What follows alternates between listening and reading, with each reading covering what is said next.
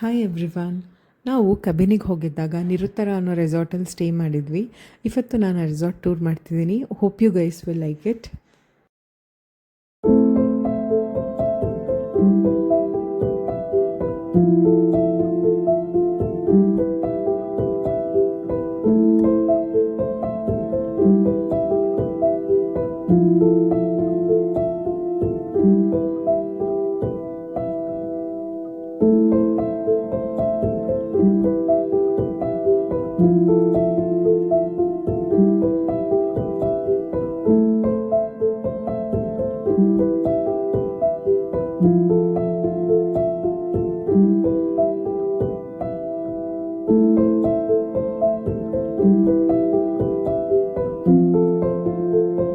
ನೀವೇನಾದರೂ ಫ್ರೆಂಡ್ಸ್ ಮತ್ತು ಫ್ಯಾಮಿಲಿ ಜೊತೆಗೆ ಟ್ರಿಪ್ ಪ್ಲ್ಯಾನ್ ಮಾಡ್ತಿದ್ದೀರಾ ಅಂದರೆ ಈ ರೆಸಾರ್ಟ್ ಒಂದೊಳ್ಳೆ ಆಪ್ಷನ್.